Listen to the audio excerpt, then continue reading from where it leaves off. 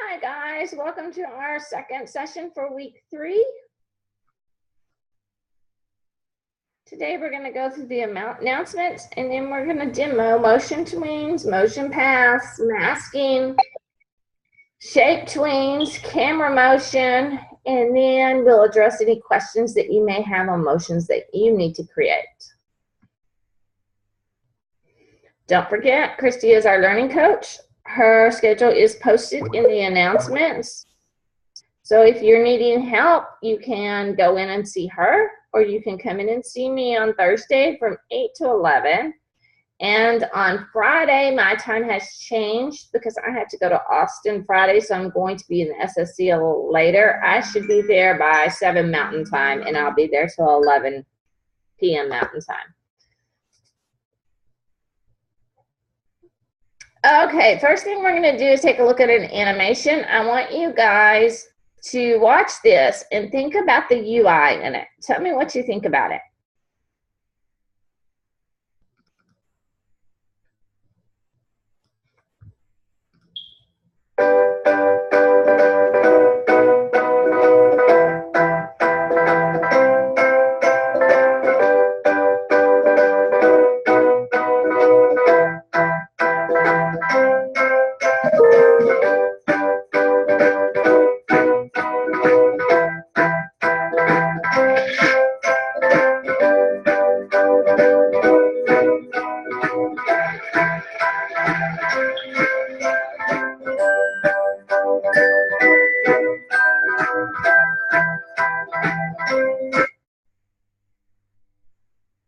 And guys, what's your thoughts on the UI in that animation?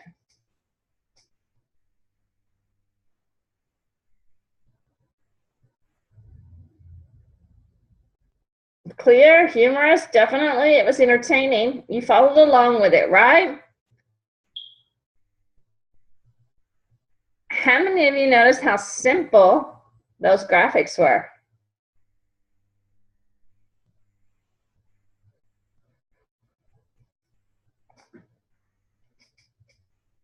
They were very simple, but as I've been saying all month long, normally the simplest animations become the most entertaining because they're short, there's not a lot of distraction, and so the user is getting the message that you're wanting them to get, and it's entertaining because there's not so many distractions. So that the fact, anybody ever seen an animated ad where, yeah, there is a whole lot of stuff, but there's only animation on 1 or 2 things?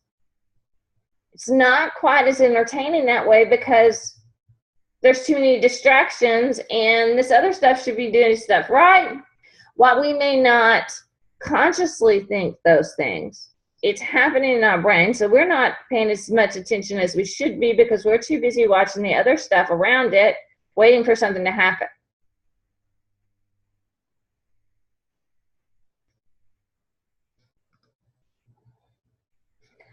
Okay, we're going to go straight from that advertisement right into animate, and we're going to go through some motion tweens.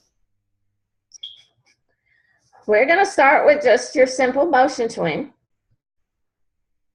and we're going to make a few things happen here. We're going to draw a few squares.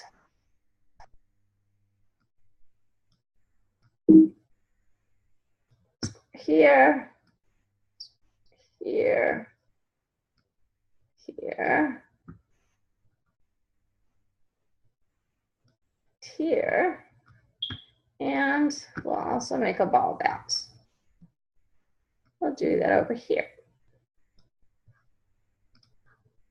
Okay, so you have your shapes that you need to put just motion tweens on. They need to slide into the screen or bounce back and forth, something like that. Just a simple motion tween. So I'm going to click on my first shape, right click, and do create motion tween.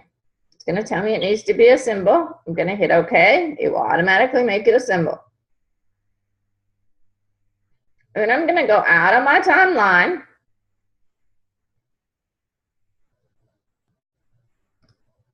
Grab that square and just simply drag it across my artboard. It's just going to slide right off. And you see it makes its own motion path. So then I'm going to do my next shape. We'll do the one at the top. Create motion tween. Hit OK.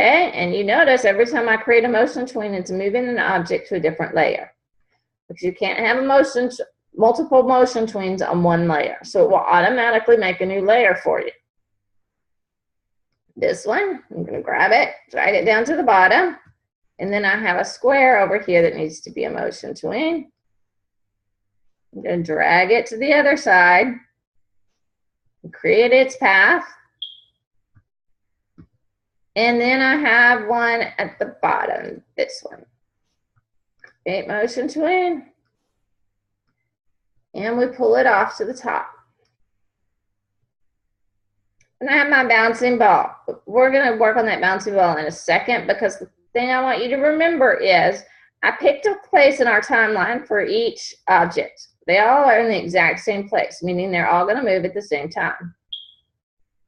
I can stagger them. If you make a mistake in your motion tween and accidentally click in the wrong frame and it ends up making a keyframe, you can actually move that. I'm going to take my second one, drag it out a little bit, and then go up one, drag it out a little bit, and drag this one out a little bit. And so now we're staggered. It won't all happen at the same time. They're a little slower.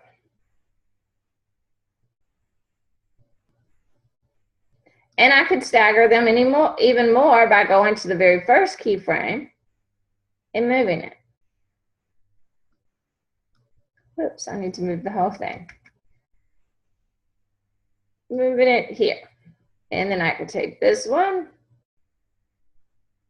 here, this one. I want to move it here. Like that. So now they're going to even be more staggered. There's one. There's two. See how that's working? This one needs to be pulled down a little bit more, like that. There's 1, 2, 3, and 4. So you can manipulate those motion tweens by hovering over the ends or clicking on a keyframe and dragging it to a new position in the timeline, or making it shorter simply by scaling it, which will make everything happen much faster.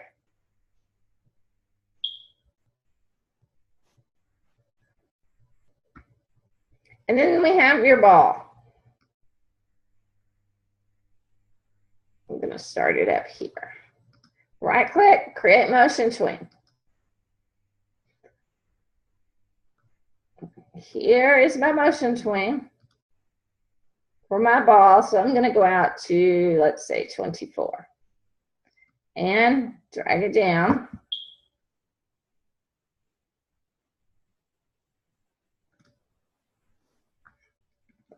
Make that straight. There we go. And then if I go out 24 more, it needs to go back up like it's bouncing.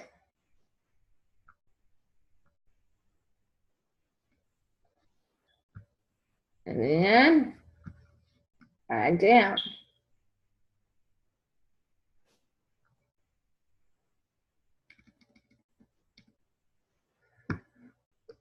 But right now, let's turn off these layers below it. Right now, it's a solid bounce. If I wanted to add a little bit of bounce to it to make it look more realistic, when it's on the bottom bounce, that ball needs to flatten just a little bit. I'm going to take this and drag it up to the top. And I want to flatten it just a little bit.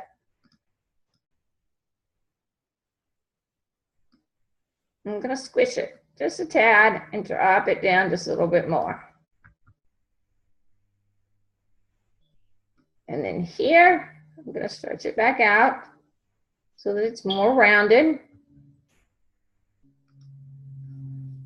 And then again here, it needs to be squished and brought down just a little bit. So you get more of a realistic bounce.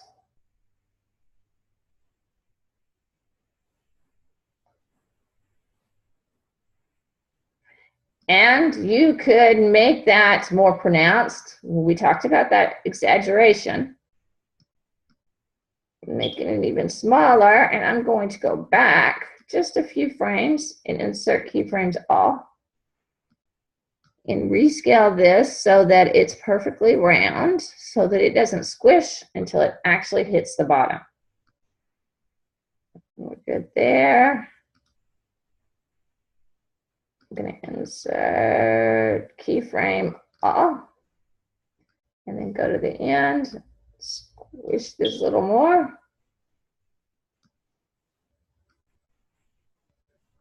And then we get a little more squishy. And you get a little bit more of that exaggeration, which makes things a little more entertaining. And for an animated ad, it makes them look a little more real, if that makes sense. You think about all the animated ads you've seen where there's been animation, think about all the exaggeration. That's what makes them so entertaining. So keep that in mind when you're doing your motion tweens. Go back and look and say, okay, should that object be doing something besides just bouncing off there? If it's a ball, it needs to have some sort of squish. If it is bouncing and connecting with something, it's going to flatten a little bit.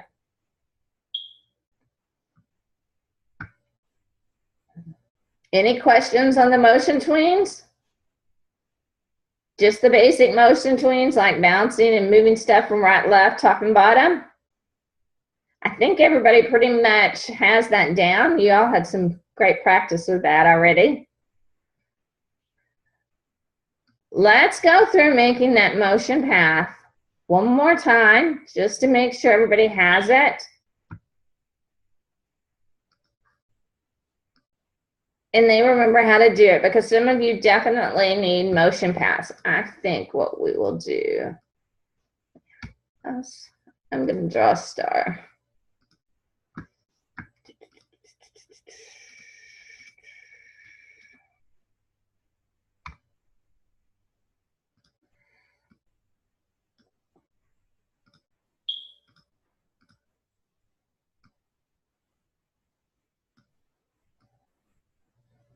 Okay, I have my star.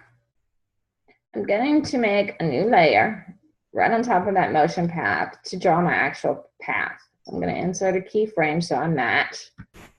Grab my pencil tool. Actually, I think we'll grab the oval tool. I want to make a circle.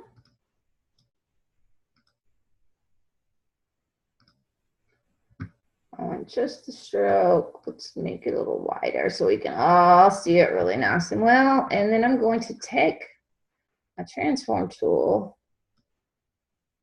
I want this to look more like it's laying down. That's better. I'm going to go to edit, cut, and go to my star. Right click, create motion tween,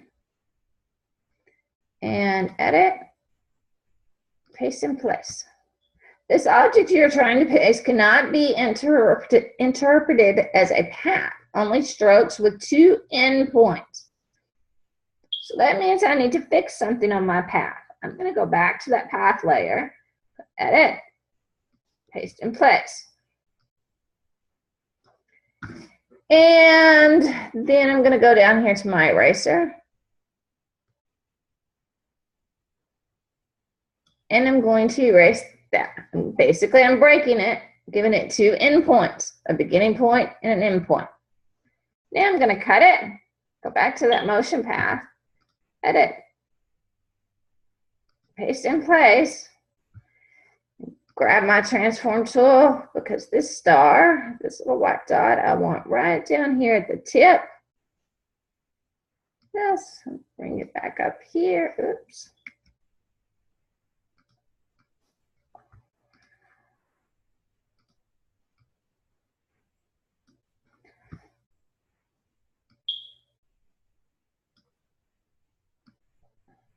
And now I can make something go in a complete circle.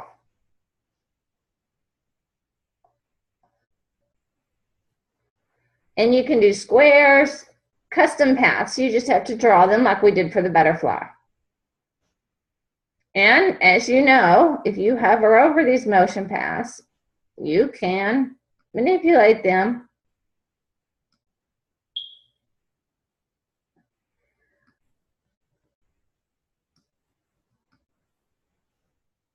so you can get custom shapes out of them.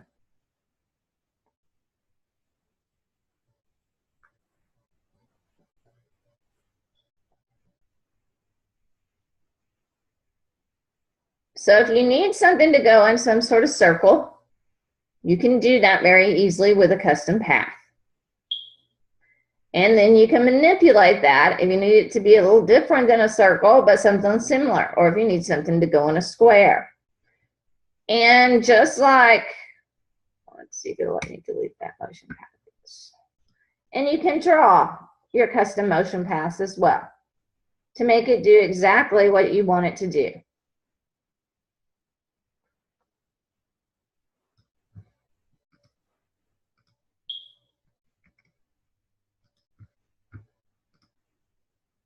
You just draw it on a different layer, cut it, make the tween, create the motion tween, and then paste it in place.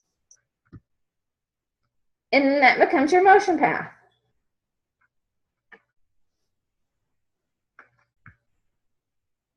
So if you need something custom, you need a character or an object to follow a specific path, draw it and use a motion tween with a custom path.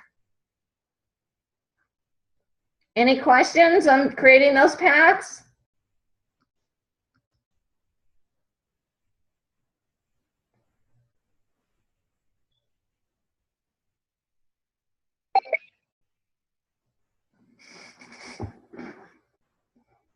Yes, it does take practice, but it's not quite as difficult as you might imagine it to be. Most things are pretty simple. So now let's talk about masking. There are quite a few of you that need to be able to mask something. So a few of you have like a blender type object. Or you have a box that needs a character to go inside of it. Something like that. And this will work for all of that. Some of you are growing things.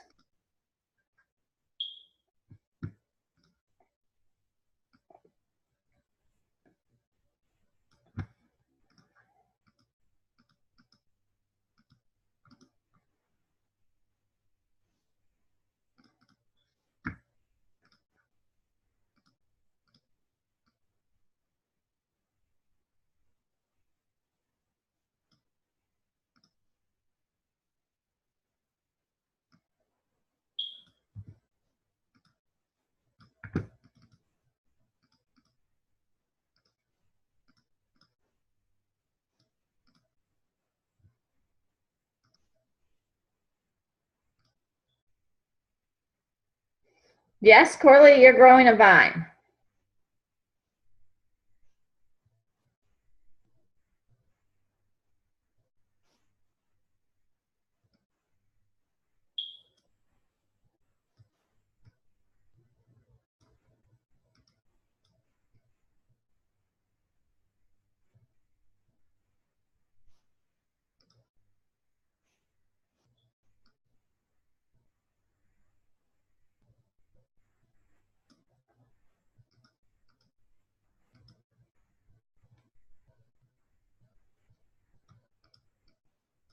Some of you have blender type things that need to fill up with liquid, that sort of thing. Masking is great for that. So you have your object. It needs to fill up with some sort of liquid, or a character needs to disappear inside of it. We will do the liquid fill first, or just a tad bit different. So we'll move that over here. And so I'm going to make a new layer.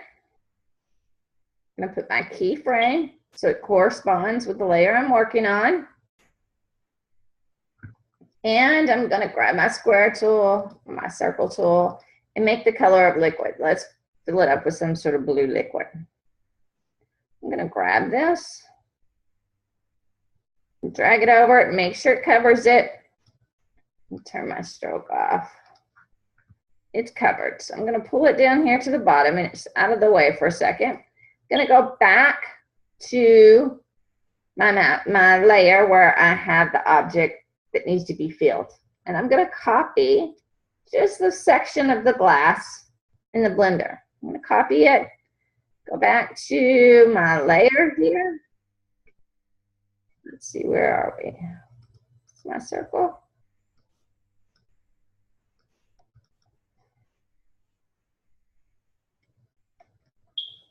Oops, did I accidentally group these? Oops, let's fix that first. Edit, paste in place, there we go. Now, I've got my shape that needs to be masked. I've got the color that needs to go inside that shape. And then I need to copy this blender.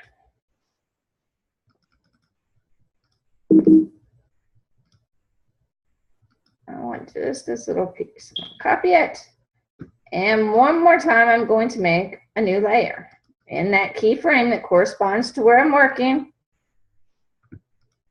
And go to Edit, paste in place. There's my shape. I'm going to go to my Properties panel here, and I'm going to change the color to black.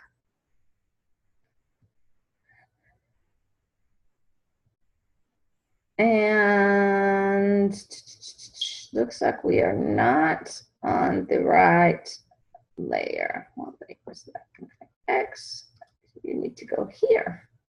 Edit, paste in place.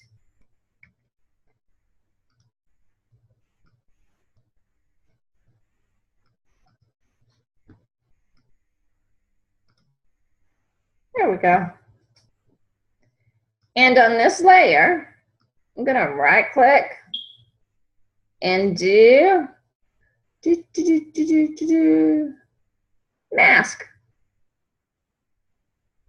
I'm going to turn that eye off for a second. I'm going to unlock this circle because I want to put it on motion tween. Hit OK. I'm going to go right out of here. And it needs to fill this container up. Like that.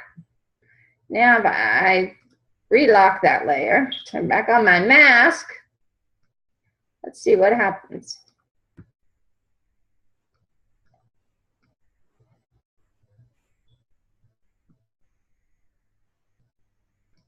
Come on. Why isn't my mask working? Oh, there it goes. Nope.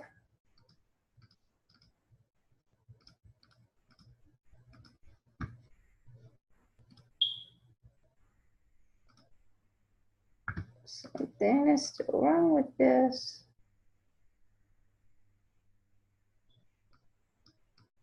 Oh, it's still on the wrong layer. Then what's on this layer?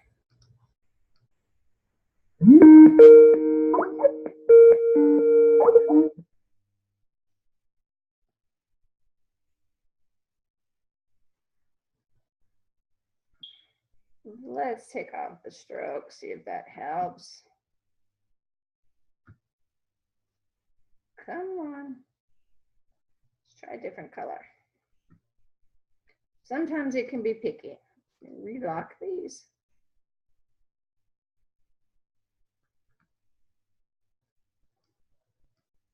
Okay, my circle moves, right? No. Why isn't my circle moving?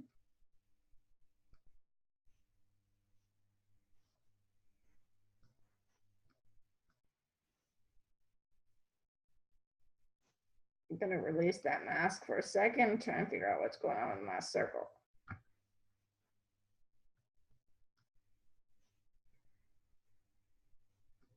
It won't move at all. Come on.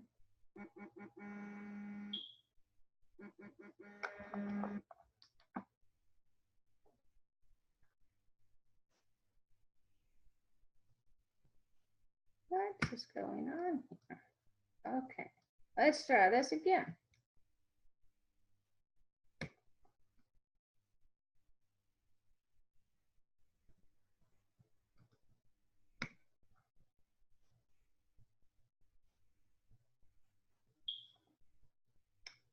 Simple motion path right there.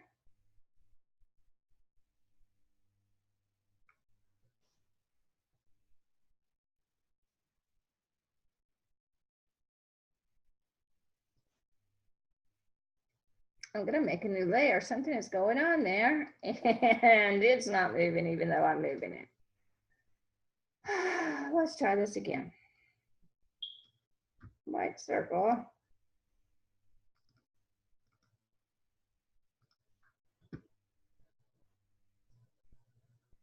Create motion tween. Okay.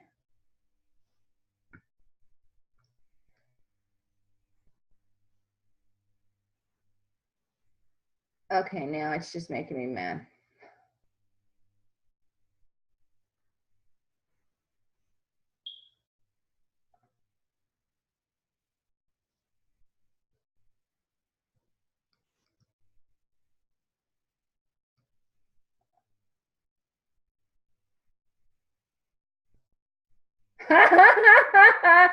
No, sometimes animate can be a 2-year-old. And that's what seems to be happening here. And it won't let me move that now that I've made it. Okay, let's go to file. Let's go to new. Let's try a new file. Okay. Go back to this file and grab my blender.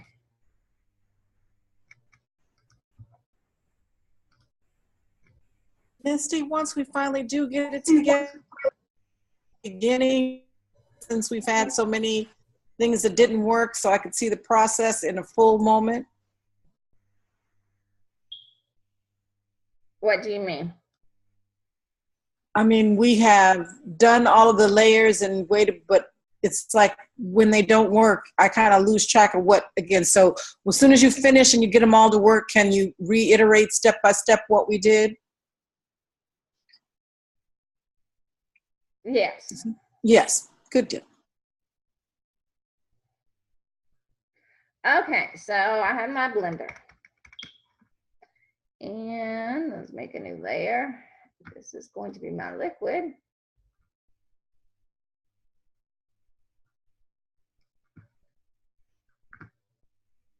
Pull it down here out of the way. And let's go ahead and make this a motion tween.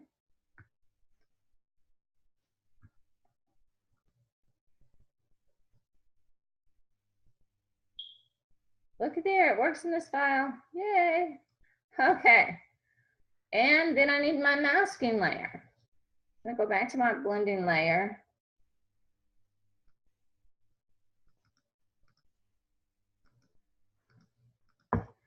Copy that. Scene 1, lock that layer. Click in frame 1. Edit. Paste in place. There's my mask. I'm gonna right click and do mask. And look at that. Now I need to do a little bit of manipulation to my circle because liquid doesn't feel that way. So I'm gonna unlock that layer, double click on it so I get inside the shape and manipulate this just a little.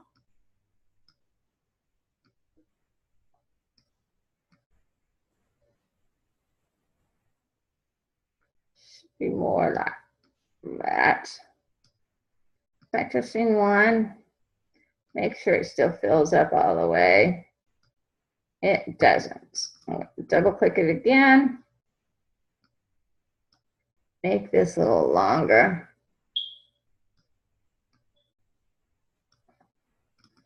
Back to scene 1. And move it up so it fills it, and then lock everything and turn it back on. So now it looks a little more real when it's filling up. It looks like I got it a little too high right there. Let's go back here. Oh, not both of them. Let's bring this down about right there. It looks like Lock, lock. Let's see what we got. That looks better. And it will fill that. Now, same principle for making something disappear. So if we drew, let's get rid of those layers. So we took and we drew a door.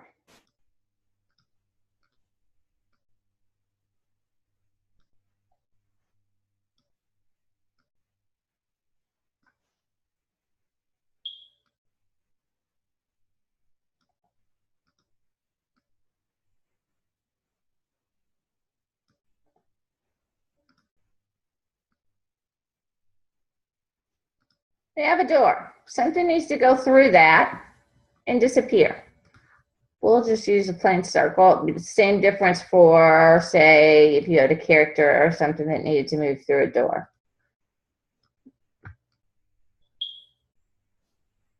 So it needs to go through this door. My door is not exactly lined up right, so let's go this way. That's better. We have a door. And let's go through this door. So the first thing I'm going to do is click on Create Motion Tween. It's going to automatically move that circle to its own layer. And I'm going to create the path. That circle needs to travel through here. Well, right now, it doesn't look like it's passing through that door. Right? It's going on top of it, basically. So I need to mask it. I'm going to grab my square tool, make a new layer. I'm going to change my color. Going to draw a square. A little bit too much.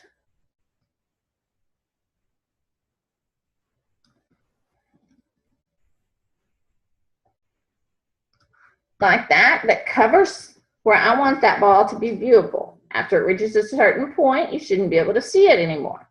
And right click and choose mask. Now let's watch the difference.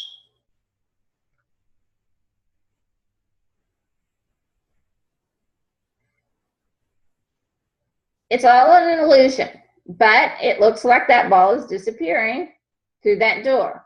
Same with a box. You would do the exact same thing. Anywhere you want the object to be viewable has to have a mask on top of it.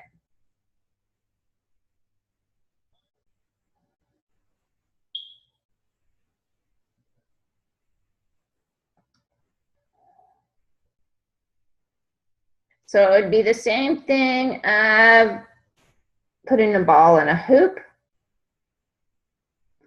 or throwing something in a box. I'm trying to think about what else I've seen. A dog going into the doghouse. It would be the exact same thing.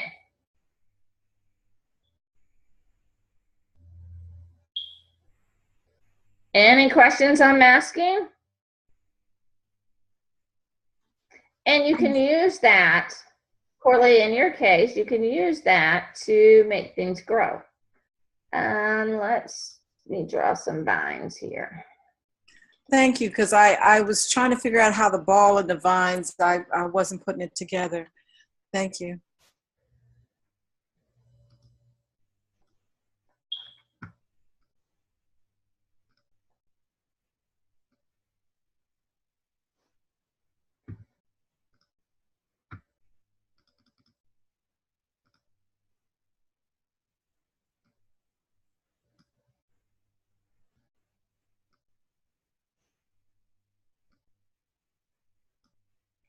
Oops, a little too big.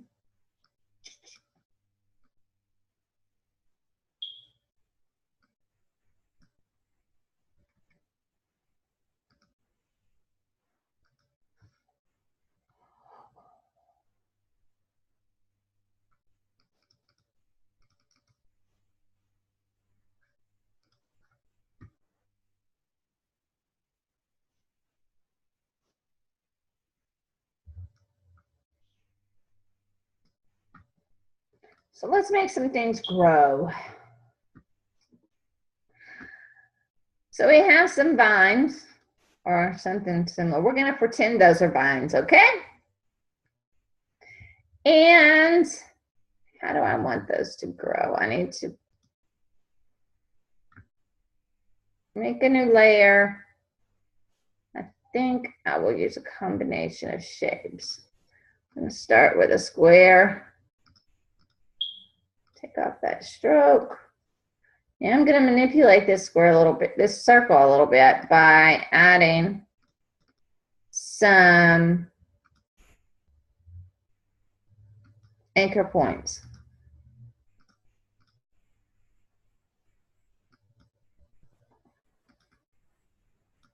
Because I want to make a little shape inside this.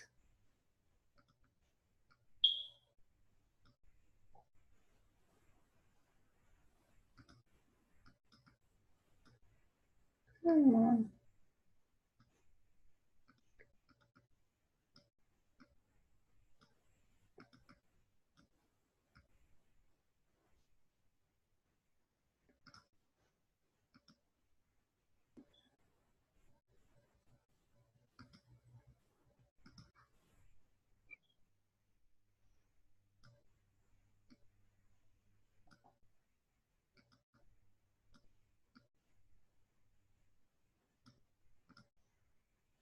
So I made a little bit of that interesting shape inside this little circle.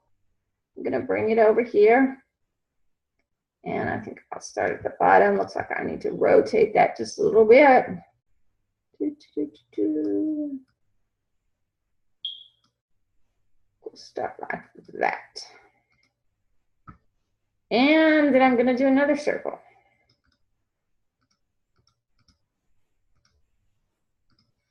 Turn off that stroke. Actually, I think I'll just copy this one. And I'm going to turn it a little bit.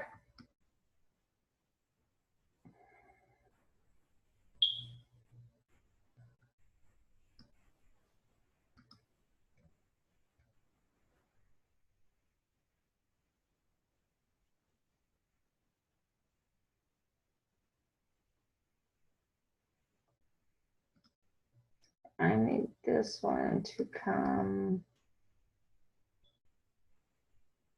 up here.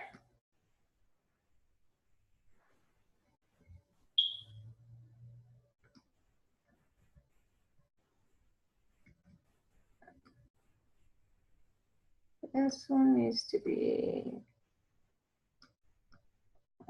like this.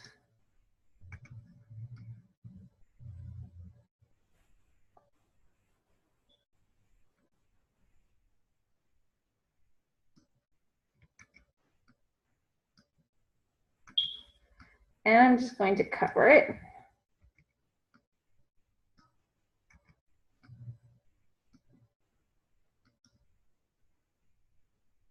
I think that'll work. I'm going to select it all, lock the layer that my vines are on, come over here to my properties panel,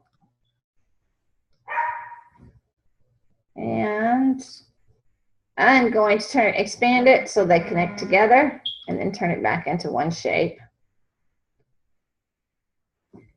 And then I'm going to grab it.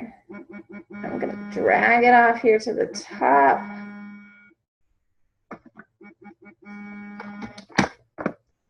Actually, do I want it to come? I don't want them to grow outwards. I'm going to have to flip this around.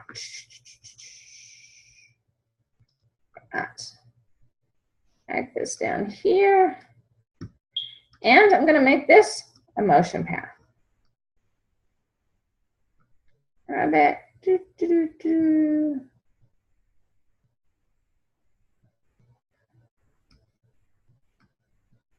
Looks like I need to expand it some. I drew that backwards.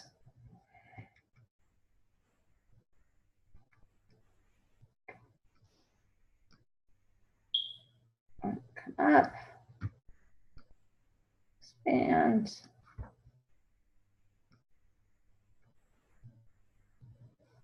think that will work. Right click, mask. Let's see what happens. Oops.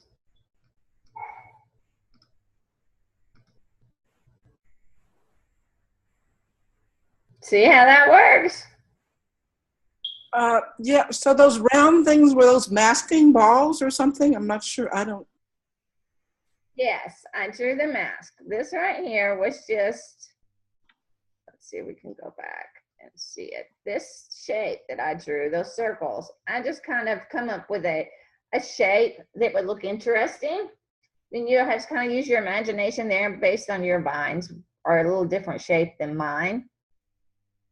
But I drew some with some openings so that everything wouldn't appear at one time. So it'd be kind of staggered, if you will. And I put a motion tween on that mask. Because remember, the mask has to cover up whatever you want to be seen. So if it's in motion, that means that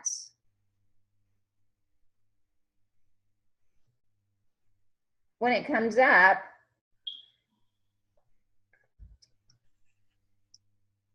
it's going to start showing where those black circles are covering up the vine. See how that works? So that in the end, at the very end, those black circles are covering up that entire vine. Because that allows them to be viewable by the user.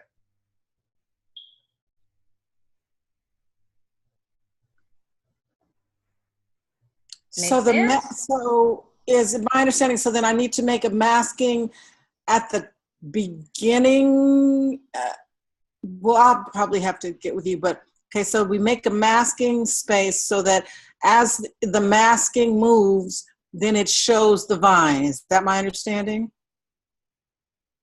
Right, and so you're going to put that mask on a motion path so it gradually starts allowing those vines to be seen. As it moves up the path and covers them, it looks like they're growing. So the vines are still there, so they're on there. It's just the mask that's moving then at that point. Right. It's just the mask that's moving at that point. Yes. Whereas, like going through the door, it's the actual shape the shape is actually on the motion path. But since you're growing something, you need the mask to be on that motion path so that it looks like it's actually growing. And it's not just there.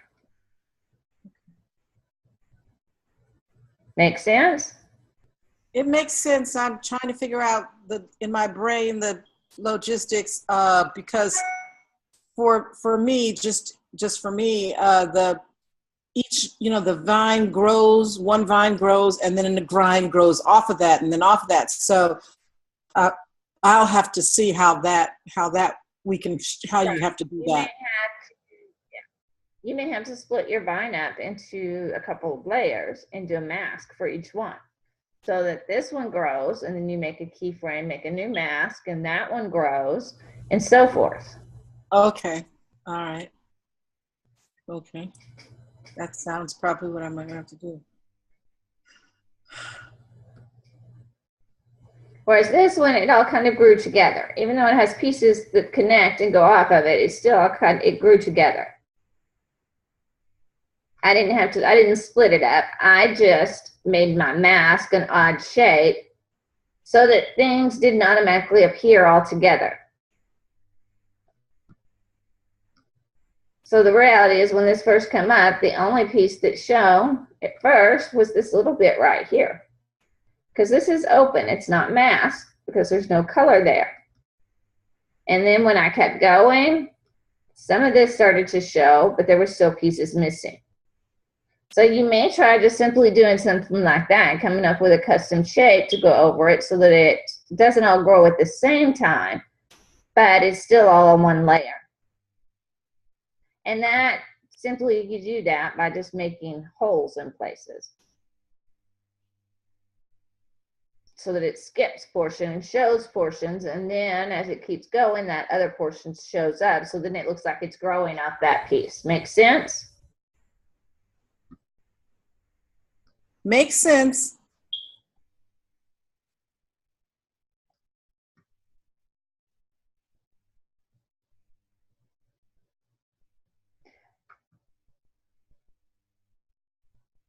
Yes, basically, Lori, the mask is kind of guiding that vine.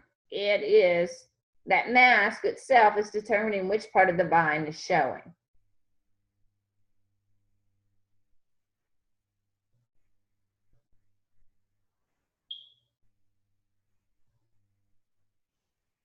I do have another question. On my vines, once the roses grow on the vines, so would that be a motion tween that I do for that? You will do a motion tween that is, let's make a new layer. Basically, you're just going to make something grow. So let's take a circle. And this will work. This will also come in handy for some of you that have things that are flying into the screen. Need to get bigger. Do create motion tween. Gonna grab my transform. So first I'm gonna drag it where it needs to go. Let's say you necessarily don't need to move anywhere, Corley. You just need to grow. So we'll do that one first. We'll start it up here. Let's go back to frame 1 and move it just a little bit. I'm gonna go onto my end frame, grab my transform tool, and simply make it bigger so that the motion tween on it, it looks like it grows. Okay. That was my concern. I didn't want it to just be small and boom, be big. I wanted it to make sure that it grew properly, blossomed. You can use your transform tool for that. Now, for those of you that need things to move closer from the background to the foreground, it's the same thing, except for you also add a motion path. So it looks far away there. And as you go, it gets closer and becomes part of the foreground. What's the difference between a motion path and a motion tween? I got. A motion path is your dot. That's the path on which the object travels. You can do a path simply by grabbing the object and dragging it on your stage, or you can do like I did earlier and draw a custom path using your pen tool to draw out the path and then cutting it and pasting it onto the motion tween. But the path is nothing more than that dotted line. Okay.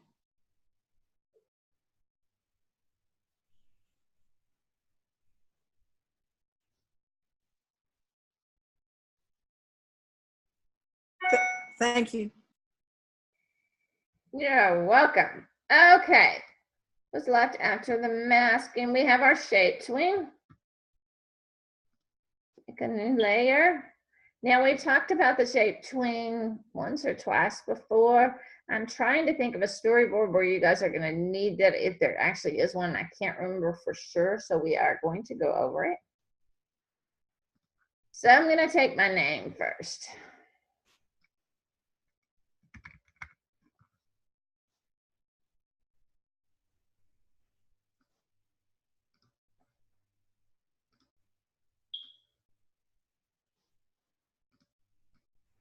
I'm going to bring it up here, and I'm actually going to turn that into a shape. So I'm going to break apart, and I have my nice little shape here.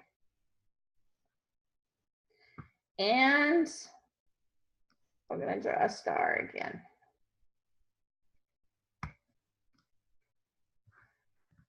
So I have my layer. I'm going to make a keyframe right here. Erase my name and make my star. Definitely too big.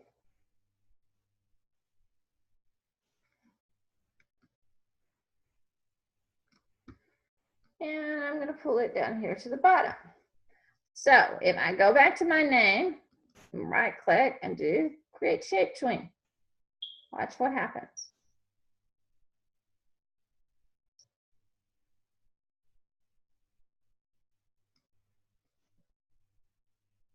It will automatically morph into that star.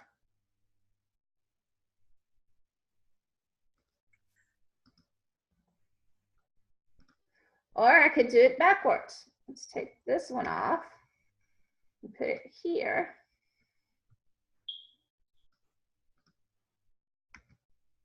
Let's put the star here. And do create shape tween.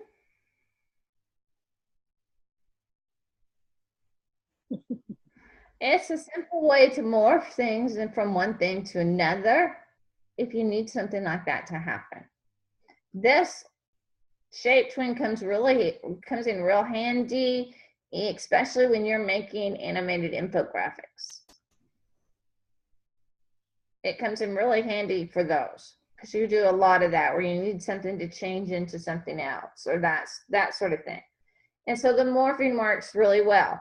Now you can customize that even more. If I took my name and I pulled it down here where that star was, you kind of get a different effect.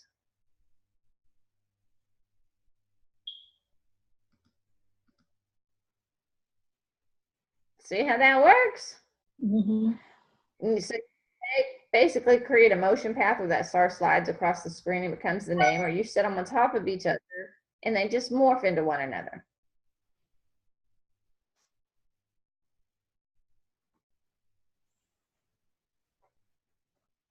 Now then, we have the camera tool, and that is something we have not played with. I've talked about it, but we haven't actually played with that camera tool. I'm going to add a keyframe here. I'm gonna have to set up our artboard first. Insert frame. Insert keyframe.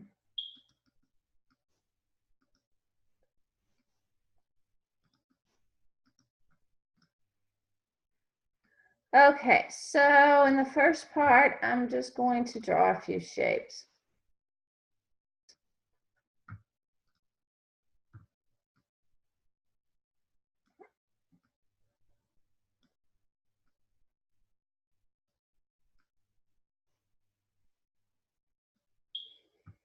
And then I'm going to select these and copy them.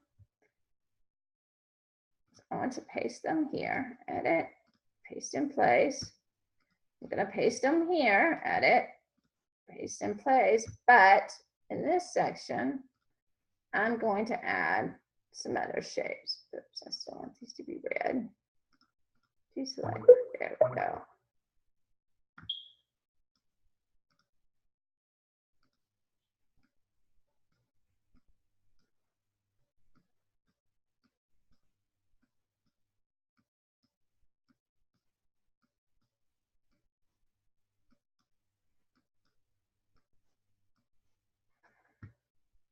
I want that last scene to be slightly different.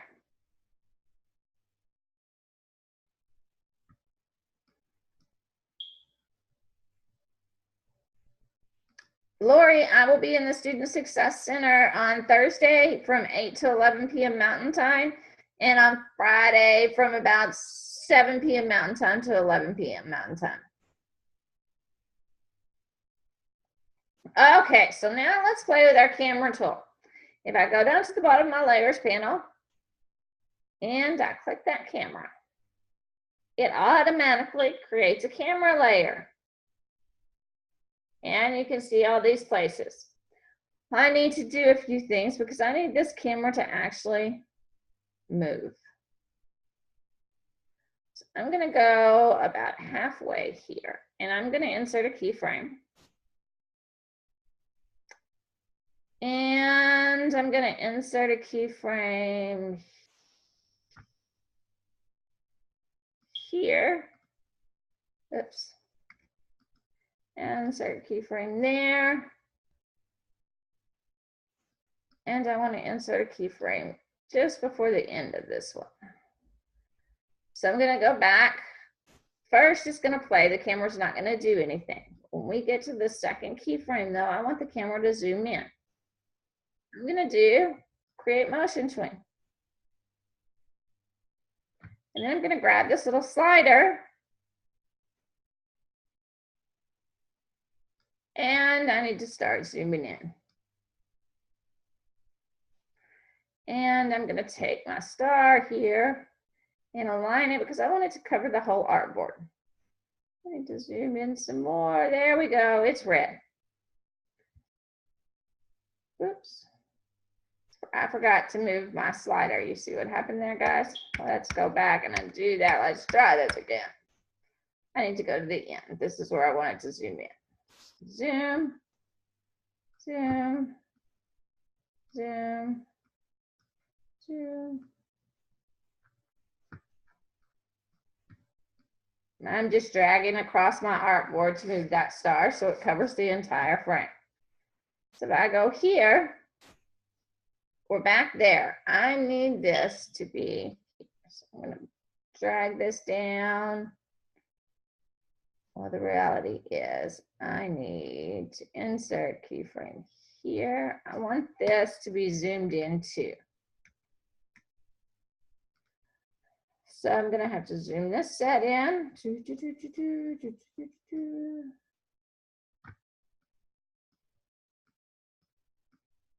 There we go. So I stay zoomed in, and then when we get here, I'm going to create motion tween again. I'm going to have to zoom it in again because it should still be zoomed in right here so that I can zoom it back out, basically.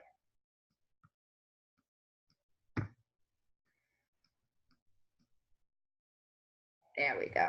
And I'm going to scroll over, and I want to zoom it back out to about right here. So I'm simply going to keep going until I get this zoomed back out like I want it.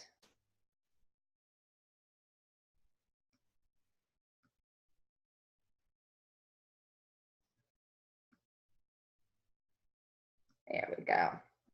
So now, go back here and I hit play.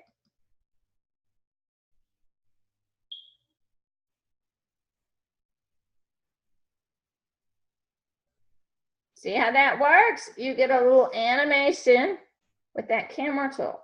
And you can do all kinds of things with this animation. This is where you can turn the camera. It kind of makes it pan, so to speak.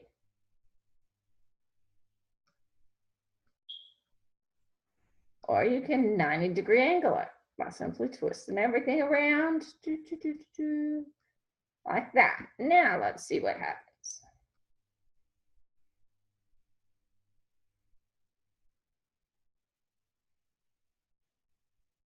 See how that works?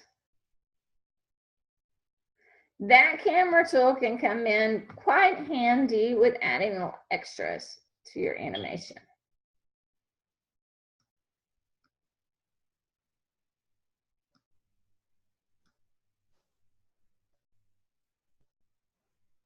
Or you can zoom into a character if you need to and then zoom back out. It looks even better when you're watching it in a web browser versus watching it in Animate. Looks a lot different.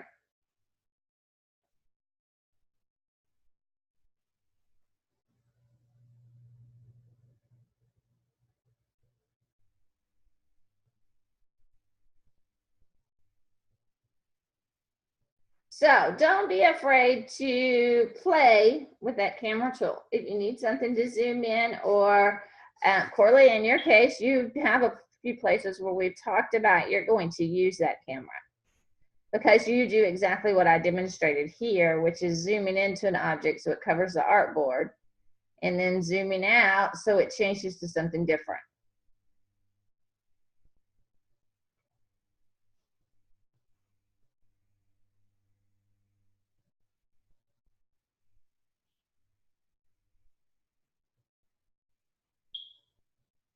Okay, guys, any questions on specific animation? Anybody have anything specific they would like me to go over?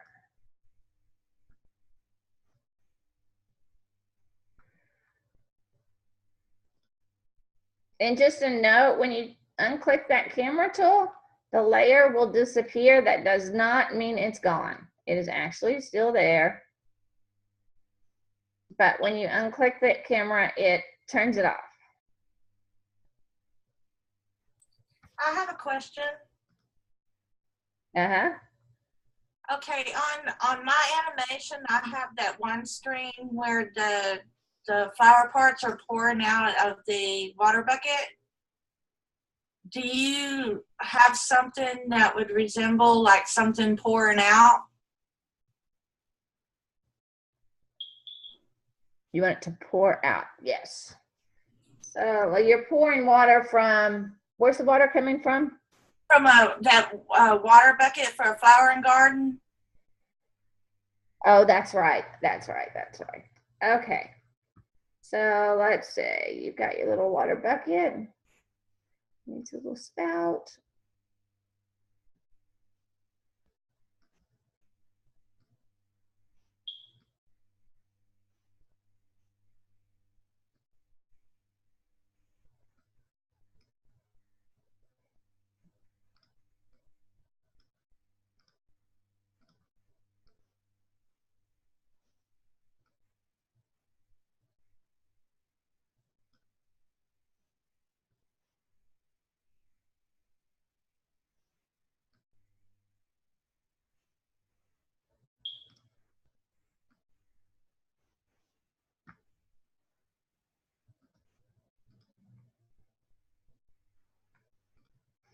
Okay, that's a crude watering can, but there you have it.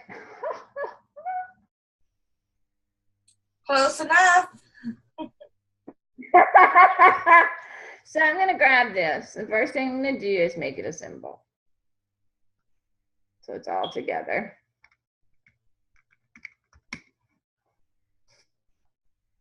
And then let me grab my grass tool here. Let's make some grass. I'm going to water some grass. So I'm going to take my water bucket. I'm going to create a motion tween there. Oops, looks like I accidentally. Just the water can, please. Make motion tween. There we go. And it needs to come over. Let's go out to here. Needs to come over. Needs to tilt. I'm going to go back just a few frames, insert keyframe off. Turn it back up right. I'll check that motion. Yep, there we go. Okay. So then I need water to come out. So I'm going to make a new layer. I'm going to insert a keyframe here. Actually, I'm going to go back just a little bit.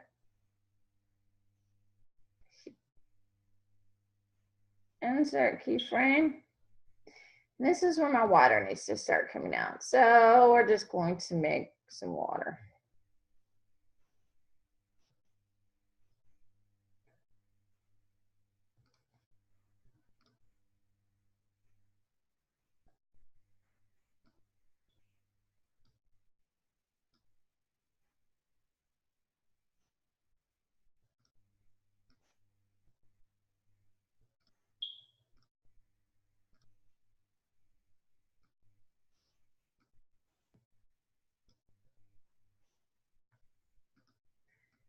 Grab this, I'm going to bring it over here.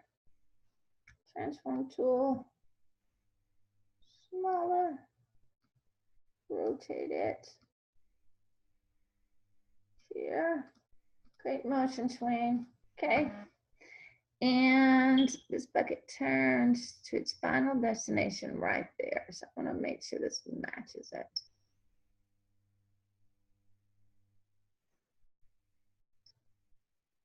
Okay, so I have that layer. I'm going to make a new layer right on top of it. I'm going to go back to where the water should start, which is right here, and do insert keyframe. And I'm going to make a shape.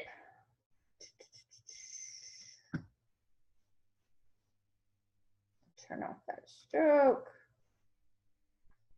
Grab my transform tool. I want to make this gray. Let's see.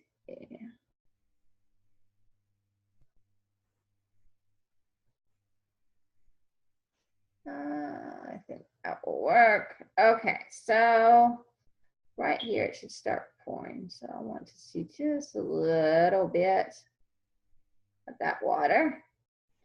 And I'm going to create a motion twin on that masking layer too. Here, I need to make sure it keeps coming down. I'm going to go out just a little ways and pull it the rest of the way until we get to that grass right there. Like that. Yes, I think that will work. I'm going to right click on that layer and go mask. We pull it back. We hit play. Water can, tips, and we have water.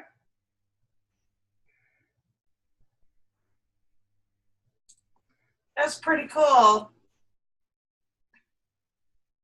And you could really customize the shape so it looks more water-like. Put in here and let's see.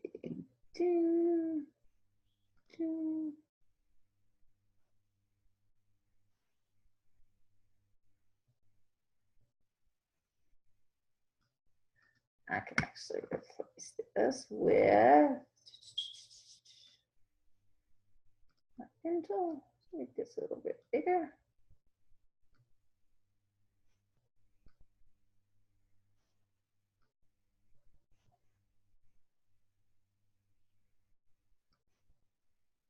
Back to what we're seeing here. I'm going to make sure we still follow a good path there. I think that will work. So I'm going to relock it. So I'll go back now and hit play. See how that works now. I would keep making that here. I would need to keep making this go like that. That way, when I locked it, turned it back on and we backed up.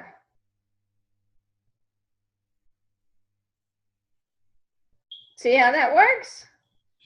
Yes, and that gave me quite an idea for mine because remember on mine I have like bits of flowers pouring out of the water bucket. So that'll be perfect with that.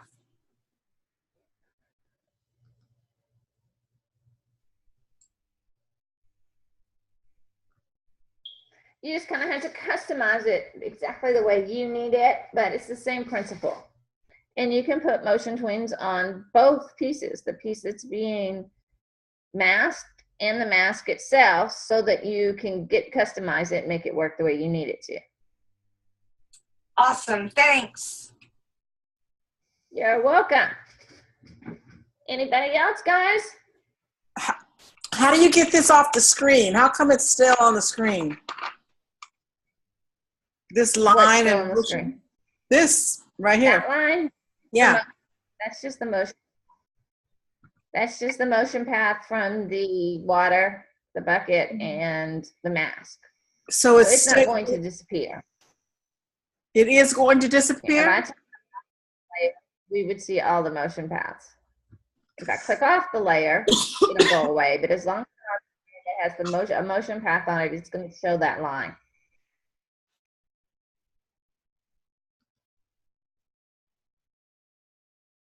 It's just because the layer is selected, so it's showing you that, hey, there's a motion path here. When you play that in your browser, you're never going to see that motion path line. It's just Animate's way of reminding you that you have a motion path on this layer, and this is where it's at. If that layer is not selected, it goes away.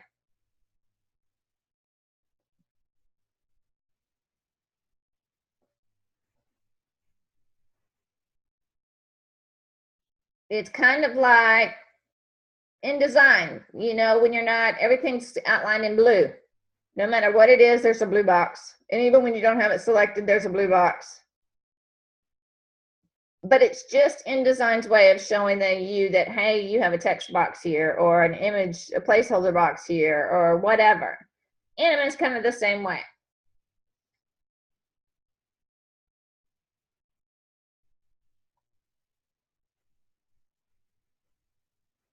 Any other questions, guys?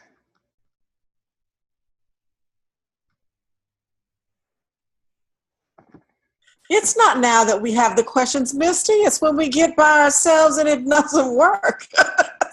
Right now, it looks absolutely doable. It looks like, oh, God, I can do that. That was simple. Until I get, you know, trying to do it, and then I pray for you. Just be patient. And remember, there is always an undo. So you can always go to edit and undo if it doesn't work. There is also, unless they've taken it away like they did in Illustrator, there is also a history in Animate. So if you've done a lot of stuff and edit and undo is going to be too much, open the history box. And you can go back and it will remove those changes. So you can go back to its original form. So there is a history box in there, guys. And it will show all the history that you've done while that file has been opened. If you close the file or then it's going to disappear. The file is open, it has a history. So I could go back to where we started this file. And it will automatically undo all the way up to where I clicked. Thank goodness to know that, because I spent one night like 20 minutes just hitting Command Z till I could get to where I was. I was like, oh my God. I did have you said something really interesting. You said, because I was noticing, I thought Illustrator had a history. And then when I tried to work with it not too long ago, I saw that it was gone. So it did used to be there. It did used to be there, and when they did the latest, I thought I was crazy. Okay. I had no idea what possessed them to take it away, but it's gone. Does InDesign have a history? Yes, I'm sure it was just an open and they'll put it back, but I was like, you've got to be kidding me. Okay, Lori, so basically what we are doing is adding motion to our assignment this week. Am I correct? That is absolutely correct. You are opening the assignment you did last week where you pulled all your final graphics in, and you're adding your animation this week. Add your motion tweens, your shape tweens, whatever you need to make that animation work.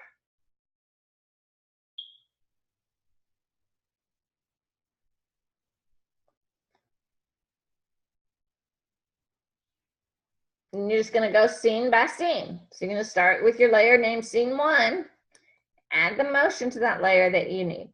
Now, most of you have graphics all in one layer, which is perfectly fine because every time you add a motion tween, like I showed you, it's going to move that specific object to a new layer where you can put the motion tween on there. So while you may have 6 layers right now, when you finish the animation, you may end up with 20 layers because you've moved objects to different layers for motion tweens. And Animate will automatically do that for you if you right-click on the object and do Create Motion Tween.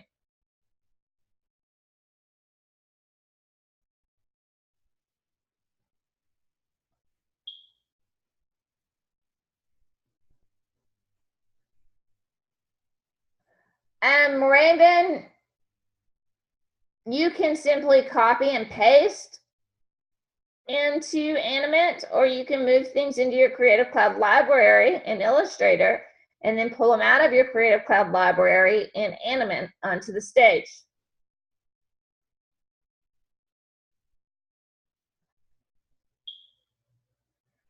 And Terry, yes, it will make it a lot easier for you to navigate the entire animation when something is wrong. When you've done a whole lot and suddenly you replay it and go, oh my gosh, that's not right. To find that layer specifically. If they're named, it's just a little more organized so that you can quickly find them and edit or manipulate and customize whatever you need to. You may have some things where you go from one scene to the next scene where you have to go back and edit the motion from the scene prior so that it blends into the next scene. So you're going to need to be able to find those layers easily and quickly, because by then you're going to have multiple layers, and there's only going to be one layer that says scene 1, and there's going to be layers 1, 2, 3, 4, 5 on top of it. So yes, naming those layers as you do it will save you a lot of anxiety if you have to go back and edit something, because it'll be easy to find and it'll be nice and organized.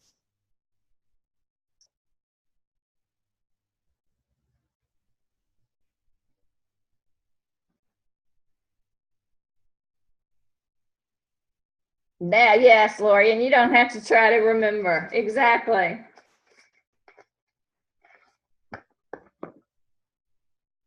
Okay, guys, any more animation that you want to see?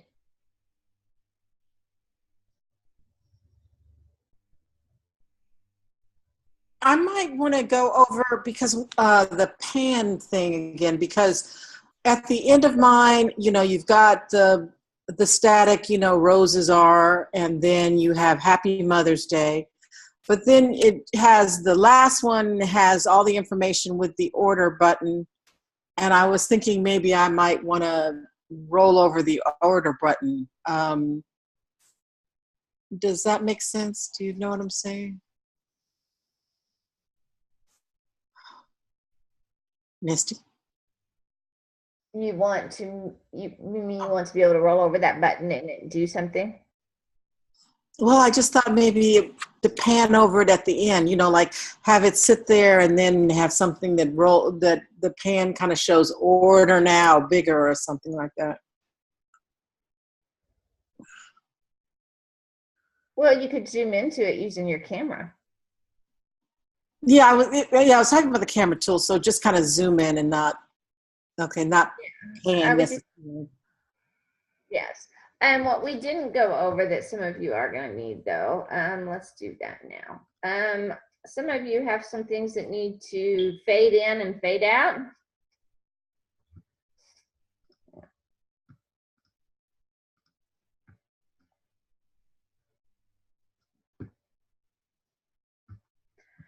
So the object that needs to fade in and fade out, it's going to be a motion tween.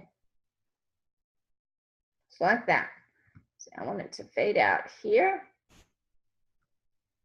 So I'm going to click on my timeline right there in that frame where I want it to disappear in. And then I'm going to click on the object on my stage and go over to my properties panel right here underneath color effects. You're going to click the drop down next to styles and go to alpha. You're going to set that alpha to 0. So from 1 to 0, we fade. It slowly fades out to nothing. And I'm going to keep it at nothing for just a heartbeat.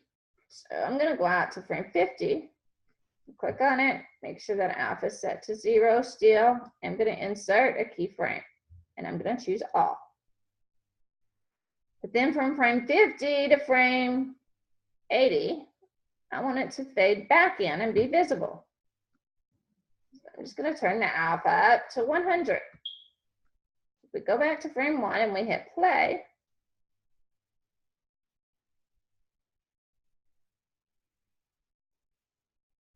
it disappears.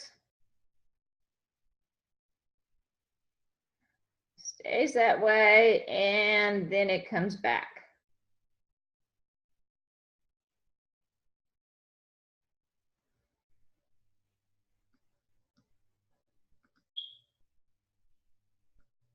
That's how to make things come in and come out. Now, let's say you wanted something else to fade in on top. Like you wanted another scene to fade in while this was fading out. So I'm going to remove those. Make a new layer. And I'm going to overlap these layers just a little bit. I'm going to insert keyframe. This time, we'll make a circle.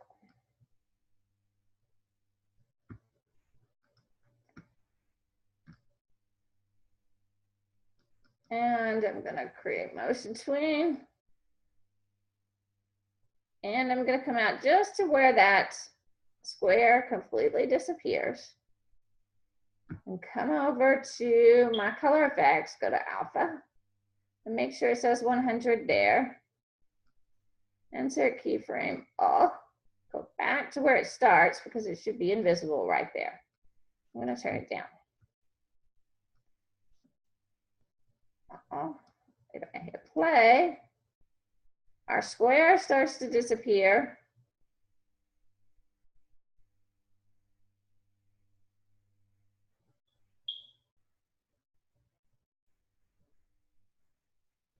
And our circle starts to appear while the square continues to fade out.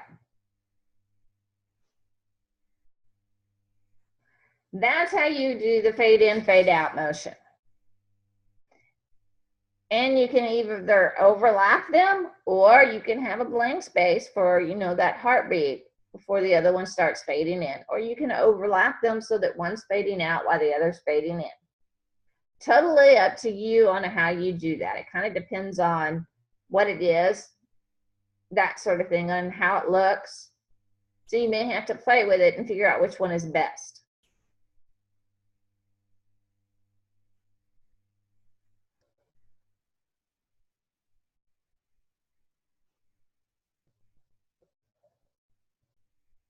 Anything else, guys?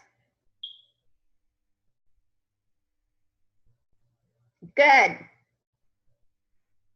Fade in, fade out is pretty simple. Now, there are quite a few color effects type things here, but the only one that is compatible with HTML5 are the alpha. The tint you can do, but it will not show up in your browser.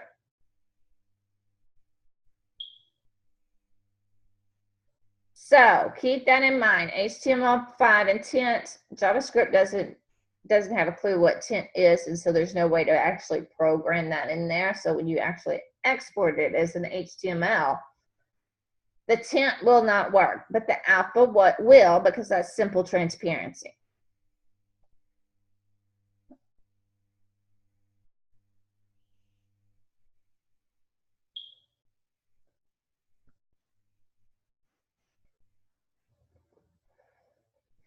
Okay, guys, has anybody thought about anything else they would like to see?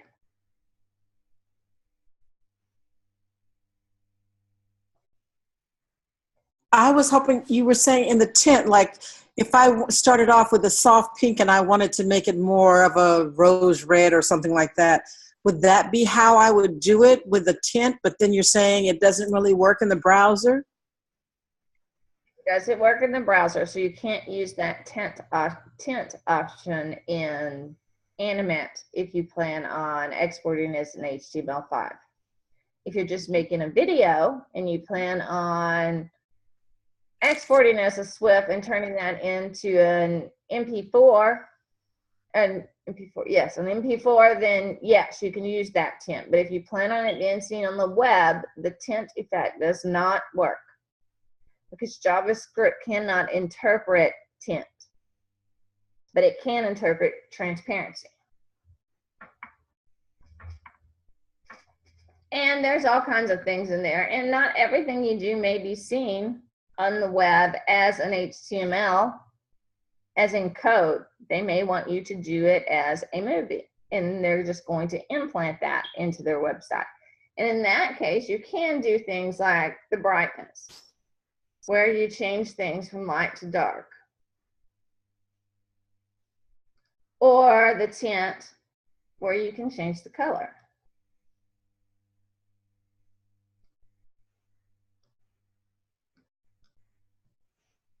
And then of course there is the advanced, and it's basically like a tint too. You can turn things up and make things switch colors.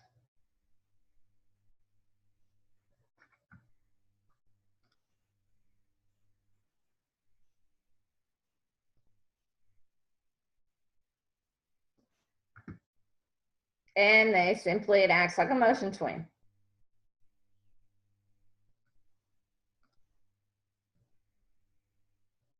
Those colors will gradually change.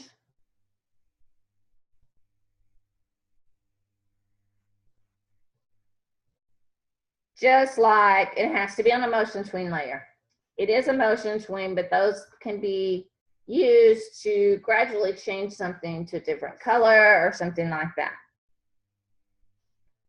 But again, it's only if you're going to be exporting as a video. And you will be doing that in week 4 too. So if you choose to do something like that to add some extras to that animation, you can do that. Just remember, when you turn it in this week, it's not going to be viewable because you're publishing it just as an HTML file. Next week, you will be publishing as a movie and an OAM file along with the HTML. So you can do things like that. Yes, the fade in and the fade out will change the colors too, because you could just change the transparency to lighten something up.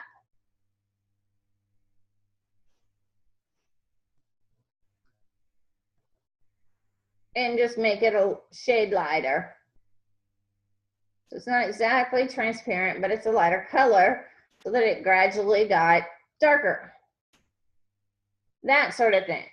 But the tint itself will not show up as HTML. But if you want to add things like that so that when you export it as a movie, you can do that. In week 4, you have to upload your animation to YouTube or your Behance. And in order to do that, it has to be exported as a movie. It has to be exported as a SWF file, and then it has to be taken into Adobe Media Encoder and transformed into an MP4 file. And then you can upload it.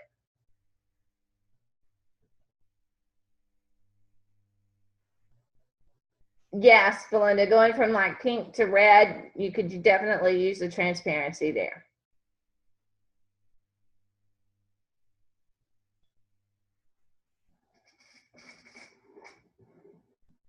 Any more questions, guys?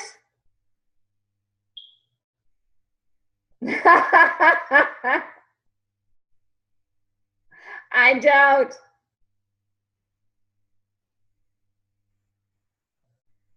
All right, then tonight I'm going to upload this video so that you guys will be able to review it. So if you need a reminder on how to make a motion tween or make a motion path customize and help with the masking, it will all be there, and you can just fast forward to the one you want to watch. And tomorrow we will be doing the specific demo on the assignment and the assessment. I will take my storyboard that we did and what I did last week, moving in my graphics, and we will animate that. And then we will go into the assessment and talk about adding buttons.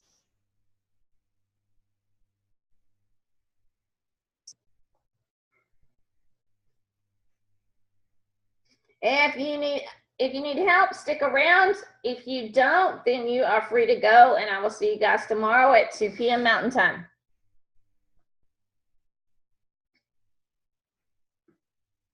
Bye, Corley. Bye, Terry.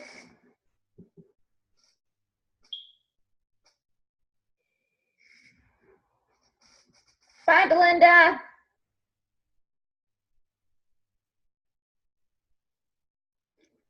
Thanks, Lori. See you later. Bye, Brian.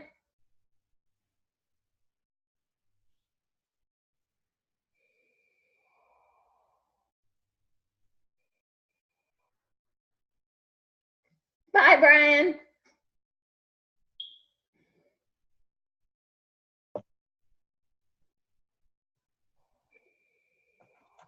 Bye, Deborah.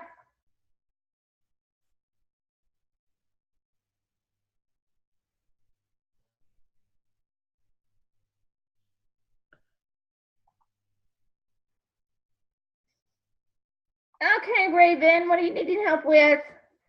My problem is that it's not doing what I pretty much wanted to do. Okay, share your screen with me. Let's see. Yeah. See how small it is? I'm trying to make them bigger, but it's not going. Grab your trim. My what? I would say all at one time so that they all end up being the same size. Yeah. Okay. Now your transform tool is on the far right, and it is the square that has little dots on it and little, yeah, right This there. one? Your free transform tool. Yep, that's it. Oh, that's weird. Is it how big can I make them? Because I don't want to make them too big. I would probably say about right there is good. Okay. All right. And I'm just gonna try to There. move it down. Now, Down. arrow and drag it down. Grab the black arrow and do it instead of that transform tool. Oh, there. Just grab one. There you go. I'd say about right there is pretty good. You just put So your book covers in there. Right. I just need to make this a little bit bigger too.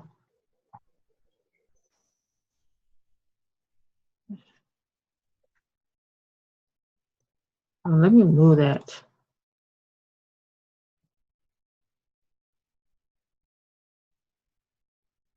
You think that's big enough?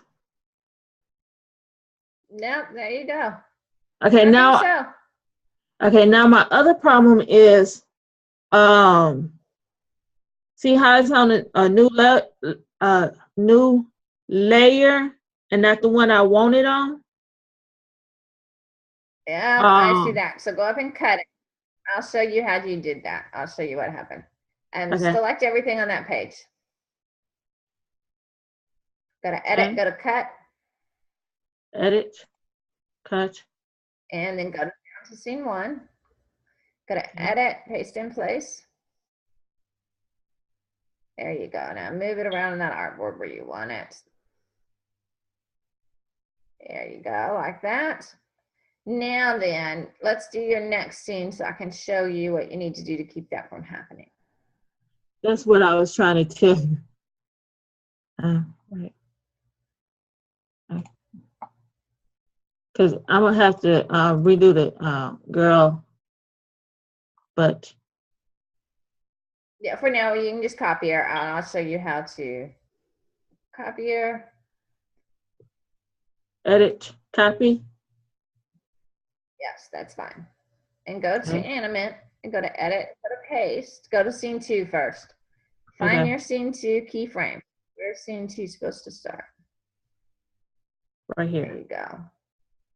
And go edit, paste in place, and then a box is going to pop out. Now, see where it says your maintain layers isn't on. Yeah, hit OK.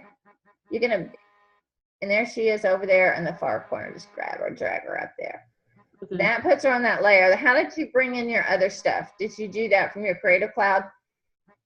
Yes, I did the scene 1 from the Creative Cloud to see how to use that way, and it did the new layer. And this changed to layer 4 instead of staying layer. Oh, yes. And how did you bring in the first scene? How did you get it onto the artboard? Did you copy and paste? The first, very first one? Yes, I did. Yeah. Huh. And then just make sure you're keyframe then. Maybe you weren't clicked on the keyframe, so it made a layer. You can just hit your trash can at the bottom and delete layer. And then change that, should be scene 4.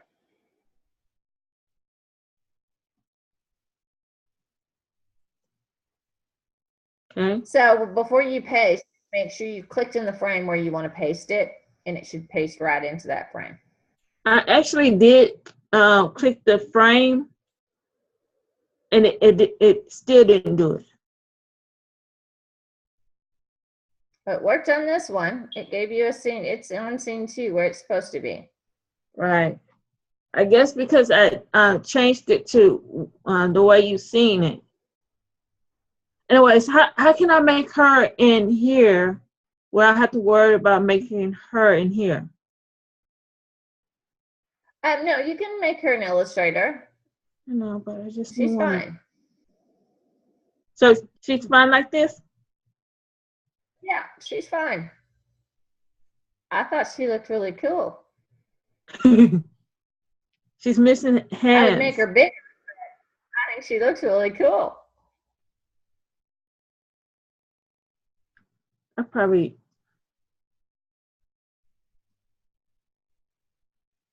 Too big? No, a little bigger. Because she's pretty prominent in this scene. Yeah. So you actually might have to make her bigger in Illustrator, because see how she's starting to look fuzzy? Yeah, that's why I was asking. You may have to make her bigger in Illustrator. Go here. You And just I need pull her to. in gray space. Hmm? Group her. True. Pull her over. You don't even have to move the artboard. I just realized something. Paste her in gray space if that's what you want to do. Mm. Just go to edit, copy, and then paste her. Edit. Page. Now group it. I hate when I forget where it's supposed to be. Group. And then go to object. Is it Go group? to object. Yeah, she's grouped. Go to object Okay. and go to path Huh? and go to outline stroke, because you've got some strokes there that need to be turned on. There you go. Now grab your transform tool and make her bigger. Or your black arrow, just scale her. Make her bigger. She needs to be quite a bit bigger.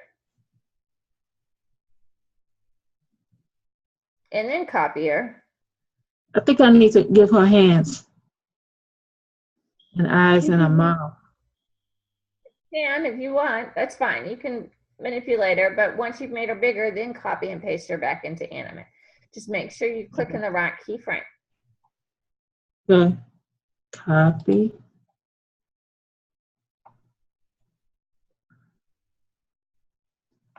Let's see.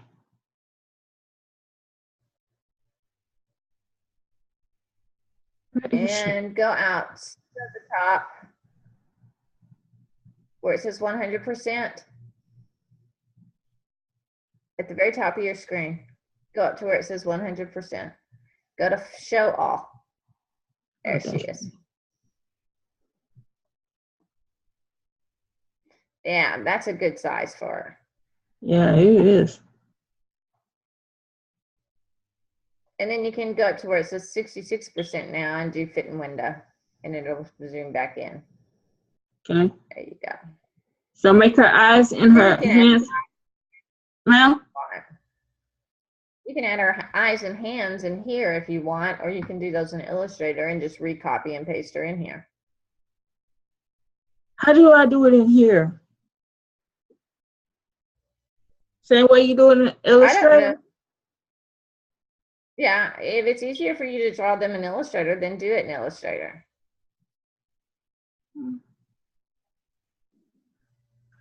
Okay, let's try this because I really never really just drew hands. So,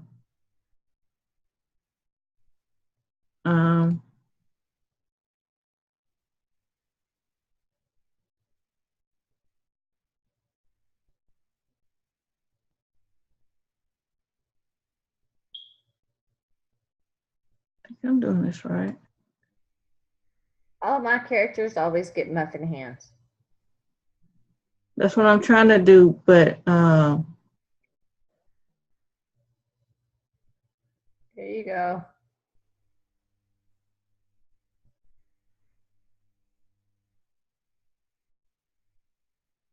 that don't look right.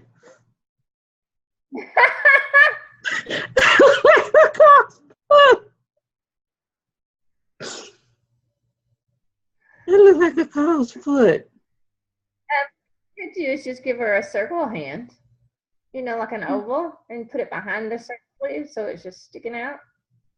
Probably have to do that.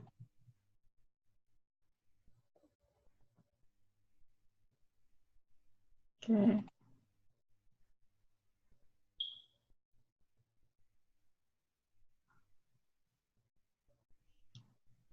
Oops, double click on that. Double click on it. Double click on the anchor you want to move. There you go. Now just drag that bottom anchor down. Yeah, like that.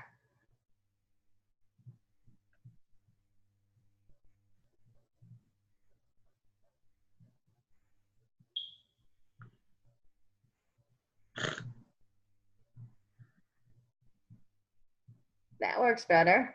And then just move it a little closer to her sleeve.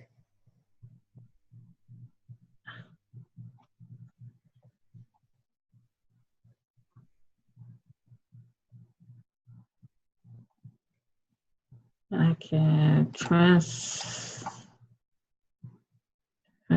where is it? The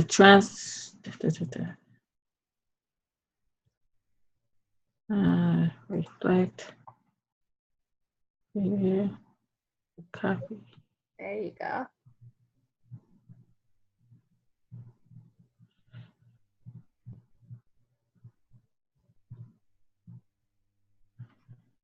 Like that.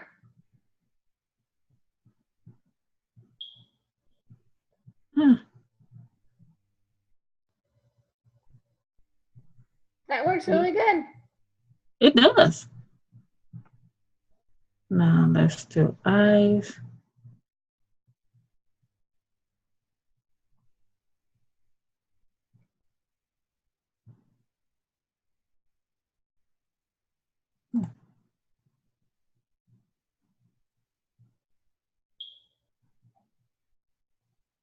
Okay. I'm gonna give her like an unnatural eye color.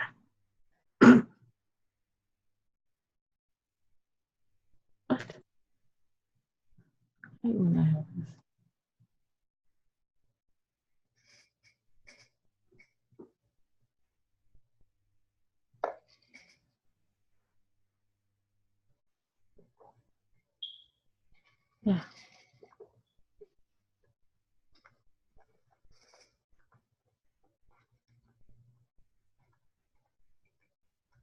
Okay.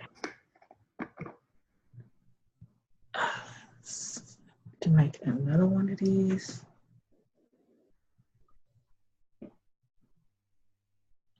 I tried to remember how you did the zip tool.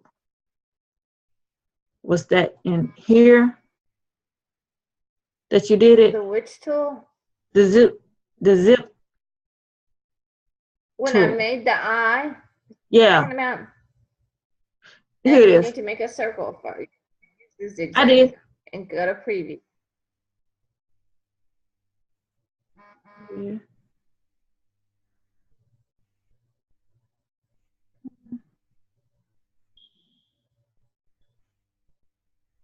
That's pretty cool.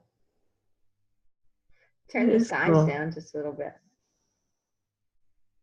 10? Turn the size down just a little bit. The top one, You mean like, not the ridges, the size. oh, that's too small. Much. There you go. That looks pretty cool.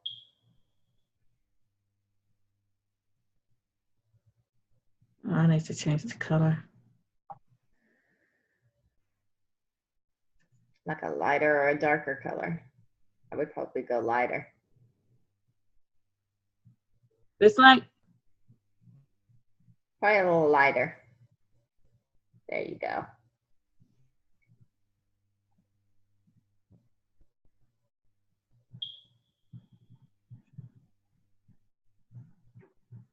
And you just scale it. So you zoom in there so you can see it, and then click it,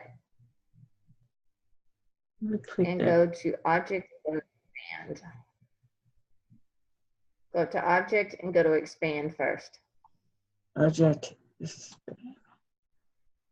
Expand Appearance. Oh. And now scale.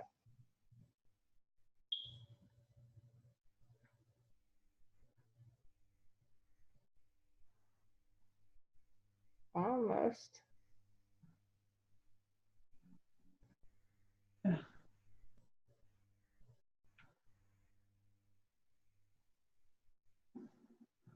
There you go. That looks pretty cool. That does look cool.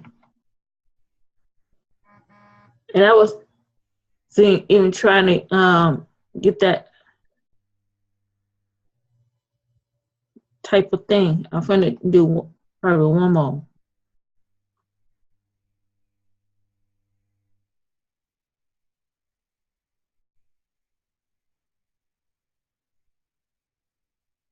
Okay. How can I get this to do the opposite of these? Because I don't think it can turn. In a different way. That's an odd shape. Delete that and click back on the original piece. Okay. Click on the original one, the light purple one. Go ahead and click it. No, not your purple circle, the inside. Now go to Object. Okay. And go to Path. Path. Go to Offset Path. Object. Object. Path. Right under Outline Stroke. Offset Path. Right there. Oh. Okay. Change that where the offset says 0.1389. Change it to 0.02. Click where it says 4. I want to make sure it's still too much. Try 0.01. And where it says rounded, change that to, meter. That's better. Try to add another 0 in front of that 1. I don't know if it'll go through. I can't remember. Change it to 0.002.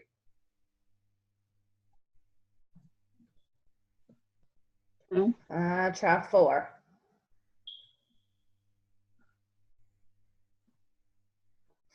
Try 6. Oh, there it goes. 4 will do it. Hit OK. Okay. And then, hit OK. Now click on your color and change the color.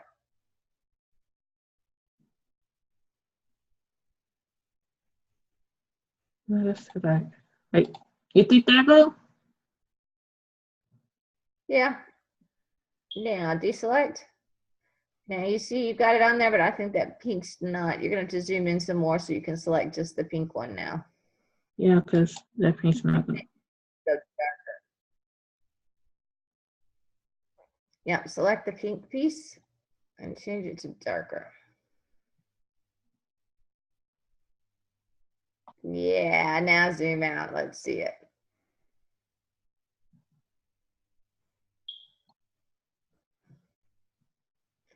That looks a lot better. Yeah, now I just got it change the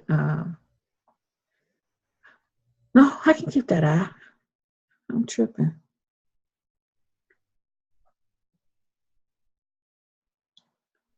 We'll group this eye.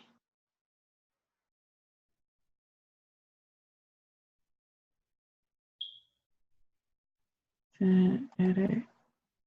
Copy. Then paste.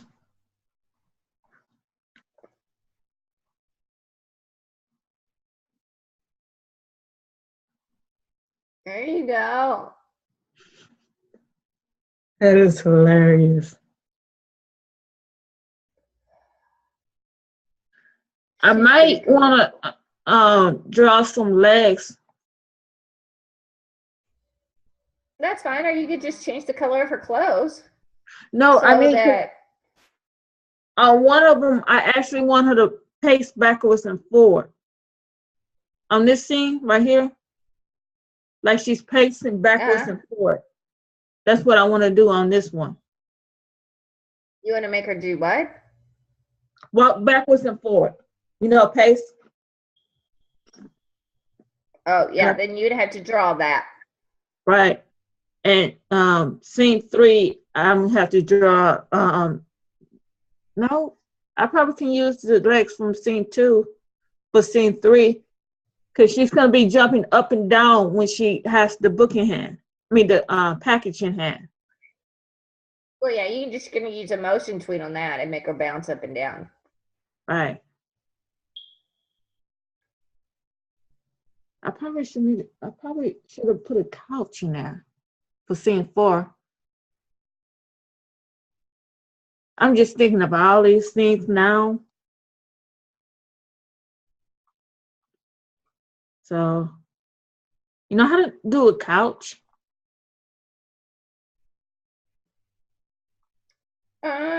I don't think it would be necessary for yours. I think the simpler you keep it, the more effective this ad is going to be. And you want all that attention on that avatar that you're building right there. Right. So keeping the background clean is going to be your best bet. Okay. So, just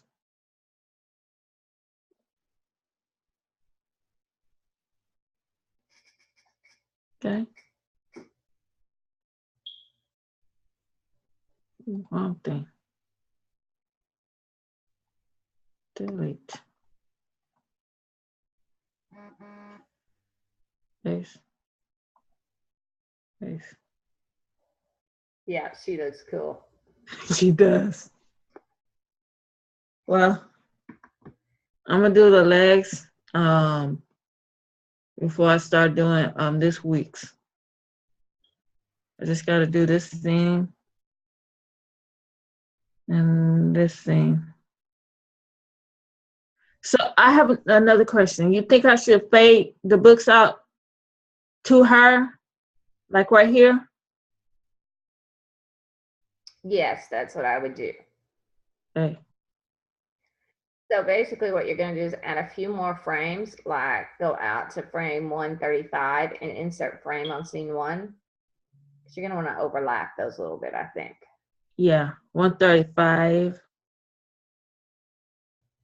Insert frame. Insert. I keep frame. Like that. Fade one of them out, starting at frame 115. You're going to fade it out. You'll use motion tween for that. Right now, you're still working on week 2, and there doesn't have to be any animation there. But when you start on this week's, and 115 is where you'll start fading out so that it disappears. And on 120, you'll fade her in so that she appears. I understand that. I just need to remember how to do it, but I wasn't going to save it because I can't remember how you did it.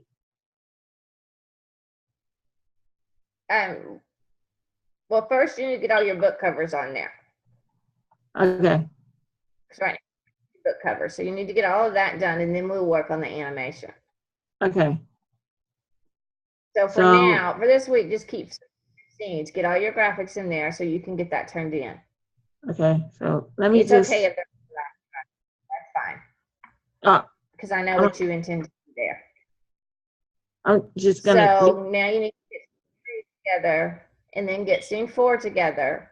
Once you get all of your pictures, because you need to find book covers and put them on there where they're supposed to go, then we will work on the animation. If you can get all your stuff together and on your timeline tonight, tomorrow after the lecture, we'll work on your animation. Okay, I can do that. Okay? Okay. So you're just going to keep going, just doing, and do scenes 3 and 4, and then submit. Be sure you submit this for week 2. All right, I will. I might need your help. And we'll work on your. And once you get everything put on there, you can and erase those that say scene 3 starts here. You can erase all that as you get everything on there. Yes, ma'am. And then Okay. tomorrow ma'am. Tomorrow, what? I'm gonna need your help with the animation for the assessment. Yes. For last week's. And you're gonna show us For how to last do week's, yeah. Yeah, or you can just go back and watch my demo I did and follow along with me. All you have to do is make a human character and make them move their arm or their leg or something like that. Okay. Using the bone. Okay. You could even do her. Ma'am? You could even do that with her. Instead of drawing something new, you could just copy and paste her into a new artboard for the assessment. And then go to the demo where I use the bone tool on my character and have her wave. Okay, so isn't it supposed to be with last week's assessment? That's last week's assessment, yes. I mean, the week before last week. Week 1 assessment was supposed to be week 2 assessment. Week's 2 assessment is the bone tool, yes. Oh, so it don't have to be with week 1? Well, you can put your character into your week 1 assessment on a new layer and just make her wave at your butterfly that's flying around. Okay. I'll see what I can do. Did in my demo, that's what I did. I took what I did for week 1 and I put a character inside of it and made it my butterfly. I made my butterfly land on her hand is what I did.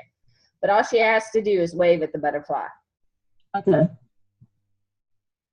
Thank you so much. You're welcome. Oh, I'll see you later, Raven. See ya.